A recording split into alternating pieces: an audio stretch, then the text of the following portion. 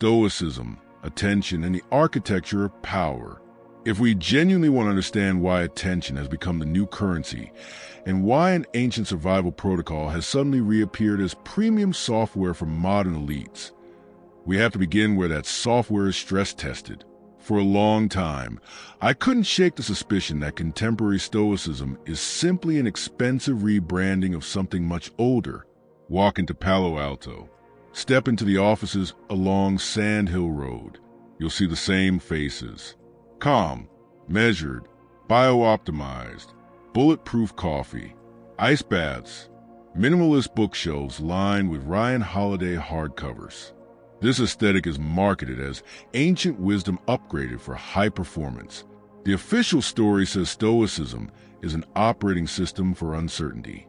Tim Ferriss calls it the ultimate toolkit for entrepreneurs. But something about that never quite added up. Why are billionaires obsessed with philosophy that claims wealth is morally indifferent? I began tracing the timeline. The modern explosion of Stoic revival didn't coincide with a spiritual awakening. It aligned almost perfectly with the 2008 financial crisis. When banks collapsed, when markets cracked, when trust fractured, that was when Stoicism began to be packaged as psychological damage control. In 2014, the obstacle as the way became a cultural artifact inside NFL locker rooms and Fortune 500 boardrooms. I looked at the sales data and asked myself, how did a philosophy advocating humility and detachment become the backbone of the most aggressive performance culture in history? The contradiction is glaring. At high-priced conferences in New York and London, you can pay hundreds of dollars to learn how to ignore criticism and remain focused. But if you look closely at these events, what's being sold isn't truth. It's endurance training. In this glossy version of Stoicism, attention is treated as a resource to optimize. Jack Dorsey talks about fasting and meditation. Executives describe emotional control as a competitive advantage. For ordinary people, Stoicism looks like a psychological shield. If I expect the worst, nothing can hurt me. It sounds noble, but here the logic begins to fracture. In antiquity, Stoics trained attention not for productivity, but for survival of consciousness inside what they believed was a living, unforgiving cosmic system. Modern biohacking extracts the techniques, cold exposure, journaling, emotional restraint, but strips away the metaphysical core. It's like teaching someone to assemble a rifle while telling them it's just a bread-cutting device. Today's Stoicism is framed as a stress antidote for urban life. But beneath the Instagram quotes and mountain backdrops lies something colder. Listen carefully to how tech leaders describe Stoicism. They don't speak of happiness. They speak of becoming operators. That word appears repeatedly. An operator is not ruled by passion. An operator processes input without distortion. And this is where discomfort sets in. If Stoicism is being used to transform the human psyche into a perfectly calibrated processing unit for chaos, whose goals does that system serve? The forgotten core, prosoche. The deeper I went, the more one ancient word kept resurfacing, a word rarely highlighted in modern pop Stoicism. Prosoche, attention, but not the kind we cultivate to finish spreadsheets. Pierre had it revived as concept in the late 20th century, emphasizing that for the Stoics, attention was foundational. It wasn't a stress reduction exercise. It was a permanent state of vigilance. Epictetus, once a slave in Rome, spoke of attention as constant internal surveillance. If you lose attention, he said, you lose yourself. This was not calm. It was tension. Ancient Stoics compared it to a night watchman guarding a city wall. But imagine that image properly. A city surrounded by enemies. Darkness beyond the torchlight. Every sound potentially fatal. That is the psychological state Stoicism required. Now contrast that with modern mindfulness. 10 minutes of breathing. A productivity app. A digital detox weekend.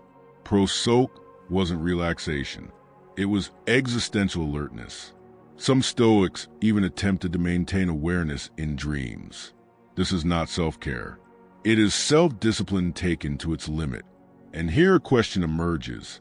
If Stoicism is freedom, why does it begin by constructing the most rigorous internal prison imaginable, where you are both inmate and guard? Ancient observers often describe Stoics as unsettling figures, men capable of standing motionless in chaos, eyes fixed, internally vigilant, not serene, alert. Marcus Aurelius, the night operator, the romantic image of Marcus Aurelius, the philosopher emperor in marble, dissolves when you read his journals through this lens. His notes were written at night, in a tent along the Danube frontier during the 170s. The Antonine Plague was devastating the empire. Treasuries were empty. Wars were constant. His writings read less like philosophy and more like system diagnostics. Commands to self: erase imagination, stop reacting, do not let your nerves control you, do not become Caesarized. That last phrase is particularly revealing. He feared becoming consumed by power, distorted by his own position. His journal reads like a man fighting an invisible corrosion inside himself. He describes his own nervous system almost mechanically. He fought insomnia, chronic illness, pain. His physician Galen administered daily doses of theriac, a compound containing opium. That detail complicates the narrative. The Stoic ideal of mental clarity coexisted with chemical assistance. Was the drug necessary to endure the strain of constant vigilance? Prosoche at imperial scale had a cost. Marcus's notes often address himself in the second person, not as literary flair, but as if consciousness had split, observing the body as something to manage. This was survival through dissociation.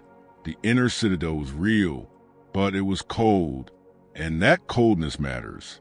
The physics of attention. Early Stoics like Zeno and Chrysippus believed attention was not metaphorical. They believed in pneuma, a physical, tension-filled substance permeating reality. Attention strengthened this internal tension. They called it tonos. If your internal tension weakened, you lost coherence. If it strengthened, you achieved sovereignty. Perception itself was described as physical impact. External events struck the soul like a stamp pressing into wax. Every impression was a force. The world was not passive. It imprinted, and only through conscious assent could one prevent deformation. When you consent to an impression, you allow it to shape your internal structure. Without attention, the world reshapes you automatically. Now, consider this in a modern context. Notifications, breaking news, algorithmic feeds, market volatility. Every stimulus is a structure impression. Each one attempts to bypass deliberation. The Stoics warned of impressions so vivid they felt undeniable. They called them cataleptic impressions. In antiquity, they were rare. Today, they are engineered. Outrage headlines, fear amplification, dopamine triggers, status comparisons. We are cylinders pushed downhill, convinced emotion is self-generated. The architecture of capture. Here is where the analysis becomes uncomfortable. If attention is tension, if it is the integrity of internal structure, then modern systems are competing for that structure. Platforms monetize engagement. Engagement requires emotional activation. Too much outrage leads to burnout. Too little leads to disengagement. So systems optimize for sustainable agitation. And adjacent industries sell calm. Meditation apps, resilience workshops, executive stoicism retreats. Instability creates demand. Demand creates coping tools. The ecosystem regulates effect. This is not conspiracy. It is equilibrium, but it produces something subtle. A population emotionally managed, not eliminated, not suppressed, managed. And this is where Stoicism's revival intersects with power. the operator model. The Stoic sage was described as unaffected by insult, unmoved by loss, detached from outcome, perfectly rational. Read that again. It sounds less like a philosopher, more like an optimized system. In a world governed by data, volatility is inefficiency. Emotional unpredictability disrupts models. A workforce trained in emotional regulation is more compatible with structured environments. Calm is productive. Outrage is disruptive. Which one does modern power reward? The elite paradox. There is an asymmetry in contemporary Stoic revival. Economic elites use Stoicism to insulate ego from risk while continuing aggressive expansion. Meanwhile, mass audiences are encouraged to practice acceptance. For the powerful, Stoicism becomes armor. For the precarious, it risks becoming sedation. Again, no conspiracy required. Incentive structures align. The final question. Stoicism is not inherently a trap. It is a tool. Marcus used it to preserve conscience under pressure, but tools reflect a hand that wields them. So the question is no longer, is Stoicism good? The question is, what is it stabilizing? Is it strengthening you to confront instability? Or stabilizing instability itself by reducing resistance? Modern systems reward emotional predictability. Predictable populations are manageable. A society optimized for self-regulation may achieve extraordinary psychological equilibrium. But equilibrium without responsiveness is not wisdom. It is dormancy. The inner citadel must open outward. Otherwise, we perfect our reactions and forget how to react when it matters.